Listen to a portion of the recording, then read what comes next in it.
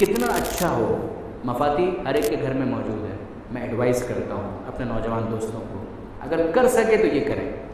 پہلی شعبان پروبیبلی کل، اگر چاند نظر آ چکا ہوگا تو کل ہوگی انشاءاللہ، اور اگر نظر نہیں آیا تو پرسوں ہوگی. لیکن کتنا اچھا ہو کہ اس کی اگر ایک فہرست ہم اپنے سامنے بنا لیں. وہ تو ہو گیا، روزہ ہو گیا، استغفار ہو گیا، صدقہ ہو گیا، یہ 3-4 چیزیں تو ہو گئی. اب اس کے بعد جو فہرست خاص پہلی شعبان کے لیے ایک چیک لسٹ اس کو بنایا جائے اور سامنے اس کو ٹک کریں کہ یہ پہلی شعبان کے دن مانگا تھا، یہ میں نے کر لیا، ہاں یہ میں نے کر لیا، ہاں یہ میں نے کر لیا، ہاں. یہ سامنے وہ چیزیں ہیں کہ جو مجھ سے کہا گیا تھا کہ پہلی شعبان کو نہیں ہونی چاہیے. میک شور کہ پہلی شعبان کو کم سے کم وہ کام نہ ہونے پائے. امام خمینی چہل حدیث کے اندر وہ کہتے ہیں کہ اپنا ٹارگٹ لمبا چوڑا نہ بنائیں، 24 گھنٹے کا بنائیں، ایک دن کا.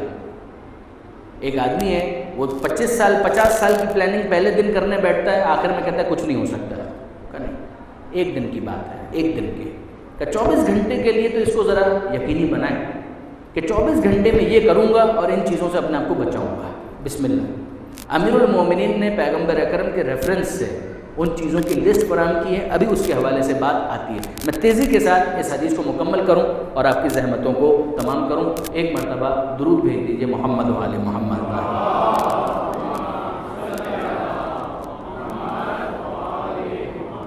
یکم شعبان چند افراد مسجد میں بیٹھے قضاء اور قدر کے مسئلے پر بحث و تکرار کر رہے تھے، بلند آوازوں میں بول رہے تھے.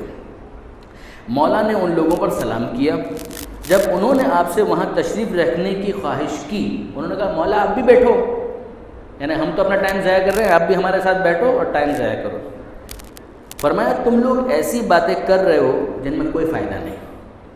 آیا تم نہیں جانتے کہ خدا کے ایسے بندے بھی ہیں جو صرف خوف خدا سے خاموشی اختیار کرتے ہیں، لیکن وہ بولنے سے قاصر نہیں ہوتے، ان کے پاس بولنے کے لیے بہت کچھ ہوتا ہے. بات یہ ہے کہ جب ان کے دلوں میں عظمت خداوندی کا تصور آتا ہے تو ان کی زبانیں چپ ہو جاتی ہیں اور ان کی عقلیں حیران رہ جاتی ہیں. پھر جب وہ اپنی حالت میں آتے ہیں تو خود کو بارگاہ الہی میں گنہگار اور خطا کار سمجھتے ہوئے آہیں بڑھتے ہیں. جبکہ وہ گناہوں سے مبرہ ہوتے ہیں. ان الفاظ کو مارک کریں، وہ گناہوں سے مبرہ، گناہ نہیں کیا ہوتا ہے، مگر جو کچھ بھی کیا ہوتا ہے وہ اتنا کم لگتا ہے عظمت پروردگار کے سامنے کہ وہ کہتے ہیں کہ یہ تو گناہ ہی ہوا، کہ حق تو یہ ہے کہ حق ادا نہ ہو سکا، کہ ہم میں تقصیر اور کوتاہی ہے. ان کا یہی خیال ہوتا ہے. ہر وقت وہ عمل خیر میں مشغول رہتے ہیں. یہ وہ لوگ ہیں کہ اگر ان کی طرف نظر کی جائے تو پتہ لگتا ہے کہ وہ حالت خوف میں عبادت میں کھڑے ہیں، ان کا اضطراب ظاہر ہے. ان لوگوں کے مقابلے میں تم کہاں ہو؟ وہ ایسے ہیں، تم کیا کر رہے ہو؟ کیا تم نہیں جانتے کہ سب سے بڑا عقل مند وہ ہے جو زیادہ تر خاموش رہے، اور سب سے بڑا جاہل وہ ہے جو بہت زیادہ باتیں کرتا ہو، بس بولے جا رہا ہے، بولے جا رہا ہے، موقع ہو نہ ہو، موقع بے موقع بولے جا رہا ہے. اے نادان اور کم سمجھ لوگوں، آج شعبان کی پہلی تاریخ ہے اور خدا تعالیٰ نے اس کا نام شعبان اس لیے رکھا کہ اس میں نیکیاں عام کر دی جاتی ہیں، حسنات کے دروازے کھل جاتے ہیں اور جنت کے محلات بہت سستی قیمت پر اور سہل تر اعمال سے حاصل ہو جاتے ہیں. ہول سیل لگی ہے بابا، کوئی قیمت ہی نہیں ہے، ڈراپ کر دیا 50% ڈسکاؤنٹ، 80% ڈسکاؤنٹ، اور کیا لے گا؟ بالکل وہی انداز جس طرح سے مارکیٹنگ کے موقع پر آپ دیکھتے ہیں کہ فری میں تو کوئی بھی کچھ نہیں دیتا ہے. یہاں پر تو ایسا لگتا ہے کہ جیسے بس ذرا سا کچھ کرو اور بہت کچھ حاصل ہو جائے.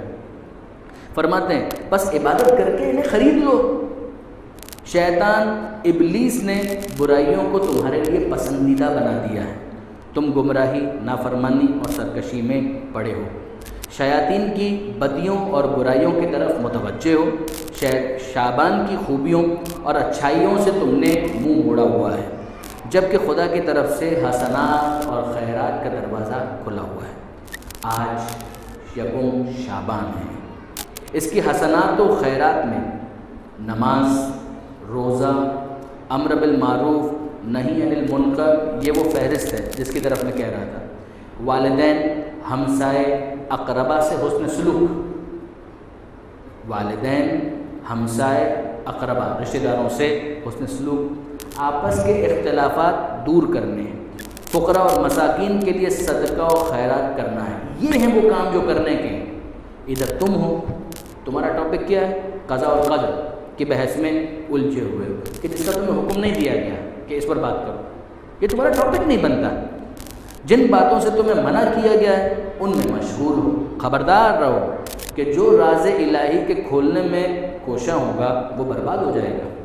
آج کے دن اطاعت کرنے والوں کے لیے خدا نے جو کچھ مہیا فرمایا ہے، اگر تمہیں اس کا علم ہو جائے تو یقیناً تم ان بیکار بحثوں کو چھوڑ کر احکام خدا کی طرف متوجہ ہو جاؤ گے۔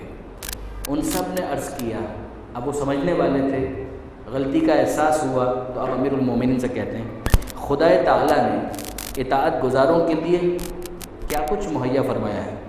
تب امیر المومنین نے اس لشکر کا قصہ بیان کیا۔ فرماتے ہیں رسول اللہ نے کفار سے جنگ کے لیے ایک لشکر بھیجا، کافروں نے ان پر شبخون مارا، جبکہ وہ ایک تاریک ترین رات تھی، سبھی مسلمان سو رہے تھے۔ اس لشکر میں سے صرف 4 افراد جاگ رہے تھے، ان میں سے ہر ایک اپنے لشکر کے ایک کونے پر تلاوت، ذکر اور نماز میں مشغول تھا۔ یہ 4 افراد کون تھے؟ جناب زید بن حارثہ، عبداللہ بن رواحہ، قتادہ بن نعمان اور قیس بن عاصم رضی اللہ تعالی عنہم اجمعین۔ یہ سب افراد تھے۔ جب دشمن نے مسلمانوں پر سوتے میں حملہ کر دیا تو شبخون قریب تھا کہ وہ سب کے سب مارے جاتے، لیکن اچانک ان 4 کے چہروں سے نور کی کرنیں پھوٹ نکلی، سارا میدان روشن ہو گیا۔ سب سے بڑا تو مسئلہ یہی ہوتا ہے، تاریخی کچھ سمجھ میں نہیں آ رہا، اپنا کون غیر کون، کون کہاں پر کھڑا ہے۔ اسی روشنی میں مسلمان سنبھلے، دیکھ بھال کر دشمن کا مقابلہ کرنے لگے۔ اس نور کو دیکھ کر ان کے حوصلے اور بھی بڑھ گئے، وہ اور زیادہ کریجیس ہو گئے۔ انہوں نے دشمنوں کو تلواروں پر رکھ لیا، حتیٰ کہ بہت سے مارے گئے، بہت سے زخمی اور اسیر ہوئے۔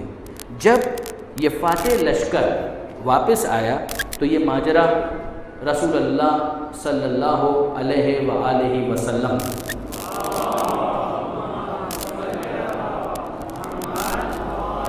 حضرت کی خدمت میں انہوں نے یہ سب کچھ بیان کیا۔ آپ نے فرمایا کہ یہ نور تمہارے ان بھائیوں کے ان اعمال کی برکت سے ظاہر ہوا جو اس رات وہ یکم شعبان کے سلسلے میں انجام دے رہے تھے۔ ہاں، یہ یکم شعبان کے اعمال ہی ہیں جن کے باعث تمہیں فتح حاصل ہوئی اور تم لوگ دشمن کے اچانک حملے میں ان کا مقابلہ کرنے میں کامیاب رہے۔ پھر حضرت نے ایک ایک کر کے یکم شعبان کے اعمال کا ذکر فرماتے ہوئے کہا، جب یکم شعبان کا دن آتا ہے تو شیطان اپنے گماشتوں سے کہتا ہے ہر طرف پھیل جاؤ، لوگوں کو اپنی طرف بلاؤ، خدا سے انہیں دور کرو، جبکہ خدائے رحمان اپنے ملائکہ سے فرماتا ہے آج شعبان کی پہلی ہے، تم ہر طرف پھیل جاؤ، میرے بندوں کو میری طرف بلاؤ، انہیں نیکی کی طرف راغب کرو تاکہ وہ سب باسعادت اور نیک بخت بن جائیں۔ یہ ہے خدا کی محبت۔ خدا اپنے بندوں کو محبت کے ساتھ بلانا چاہتا ہے، انہیں سعادت مند بنانا چاہتا ہے۔ البتہ فرماتے ہیں کہ خدا کی طرف سے اعلان ہوتا ہے البتہ ان میں سے سرکش اور نافرمان لوگ شیطان کے گروہ میں ہی رہیں گے۔ حضرت نے فرمایا کہ جب یکم شعبان ہوتی ہے تو بہشت کے دروازے کھول دیے جاتے ہیں۔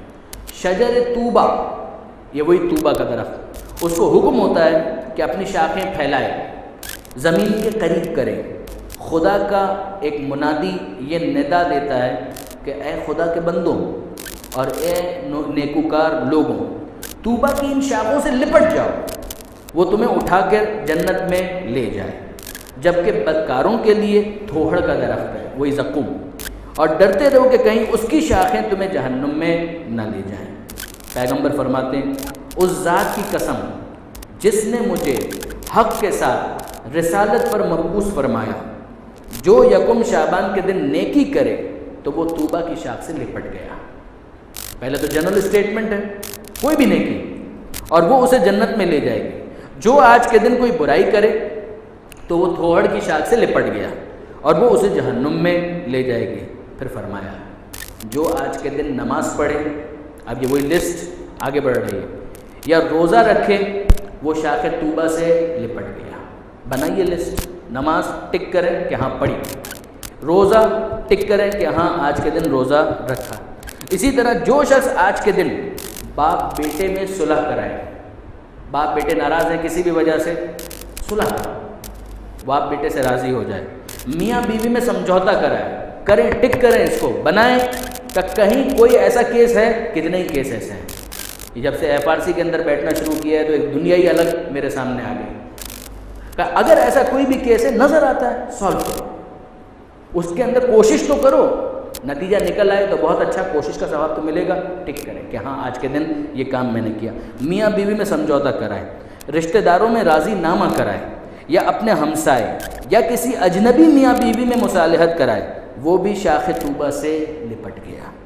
جو مقروض کی پریشانی کم کرے یا طلب میں تخفیف کرے، قرضہ ₹1,00,000 کا ہے، کہے کہ آج پہلی شعبان ہے، 5,000 روپے میں نے کم کر دیے، 10,000 روپے میں نے، جو آپ کی حیثیت اس کم کر دیں، تخفیف کر دیں، وہ شاخ طوبہ سے لپٹ گیا۔ جو شخص آج کے دن اپنے حساب پر نظر رکھے اور دیکھے کہ ایک پرانا قرضہ ہے جسے مقروض ادا نہیں کر سکتا، وہ جانتا ہے کہ یہ بیچارہ نہیں دے پائے گا، ایسا نہیں ہے کہ لے تو لال سے کام لے رہا ہے، ایسا نہیں، وہ بیچارہ واقعی اس قابل نہیں دے پائے گا، جینون کیس ہے۔ اگر ایسا ہے اور وہ اس قرضے کو حساب میں سے کاٹ دے اور ٹھیک ہے میں تقاضا ہی نہیں کروں گا، وہ طوبہ کی شاخ سے لپٹ گیا۔ پیغمبر کہتے ہیں وہ طوبہ کی شاخ سے لپٹ گیا۔ جو کسی یتیم کی کفالت کرے، کسی جاہل کو مومن کی بے عزتی کرنے سے باز رکھے، وہ بھی شاخ طوبہ سے لپٹ گیا۔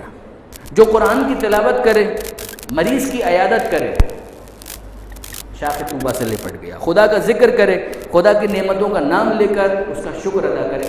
تھوڑی دیر کے لیے بیٹھے کھا کیا کیا نعمتیں ہیں خدا کی، 1 2 3 4 5، الحمدللہ الحمدللہ الحمدللہ، تو یوں کرے، نام لے کر یاد کرے، وہ بھی شاخ طوبہ سے لپٹ گیا۔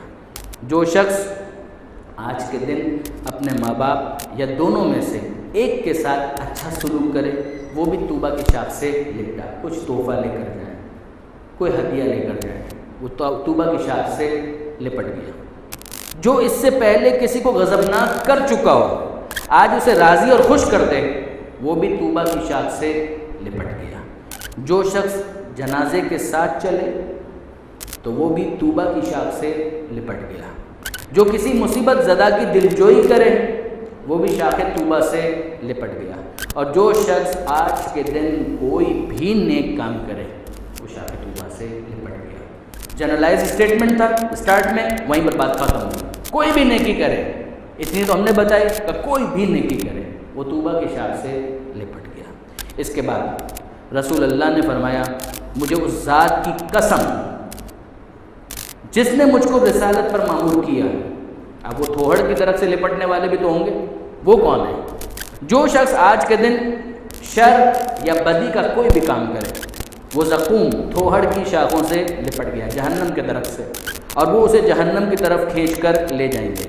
پھر فرمایا کہ قسم ہے مجھ کو اس ہستی کی جس نے مجھے پیغمبر قرار دیا، جو شخص آج کے دن واجب نماز میں کوتاہی کرے، اسے ضائع کر دے، وہ زقوم کی شاخ سے لپٹ گیا۔ جس کے پاس کوئی فقیر ناتواں آئے، جس کی حالت کو یہ جانتا بھی ہے، پتہ ہے کہ یہ پروفیشنل بیگر نہیں ہے، عادی بخاری نہیں ہے، بیچارہ مستحق ہے، اس کی حالت کو بدل بھی سکتا ہے، خود اس کو کچھ ضرر بھی نہیں پہنچتا اس کی مدد کرنے میں، نیز اس غریب کی مدد کرنے والا کوئی دوسرا شخص بھی نہ ہو، اگر وہ اس کو اسی حالت میں چھوڑ دے اور وہ ہلاک ہو جائے تو یہ مدد نہ کرنے والا زقوم کی شاخوں سے لپٹ گیا۔ جس کے سامنے کوئی بدکار آدمی معذرت کرے، سوری بولے، اور پھر بھی وہ اس کو اس کی برائی کی سزا سے کچھ زیادہ سزا دے، یہ بھی زقوم کی شاخوں سے لپٹ گیا۔ جو شخص آج کے دن میاں بیوی یا چغل خوروں کے لیے میاں بیوی یا باپ بیٹے یا بھائی بھائی یا بھائی بہن یا کسی قریبی رشتہ دار یا ہمسائے یا دوستوں میں جدائی اور غلط فہمی پیدا کرے، یہ چغل خور یہ بھی زقوم کے درخت سے اور اس کی شاخوں سے لپٹ گیا، جس کا کام ہی یہ ہے کہ جدا کروائے۔ جو شخص کسی تنگ دست پر سختی کرے کہ جس کی حالت کو جانتا ہے اور اس کی مصیبت میں اپنے غصے سے اور بھی اضافہ کرے، فرماتے ہیں وہ بھی زقوم کی شاخوں سے لپٹ گیا۔ جس پر کسی کا قرض ہو اور یہ اس کا انکار کر دے، اپنی عیاری سے اس قرض کو باطل ٹھہرا دے، کوئی قرض بس کچھ نہیں ہے میرے اوپر تمہارا، ایسے جھوٹے کے لیے بھی فرماتے ہیں کہ یہ بھی زقوم کی شاخوں سے لپٹ گیا۔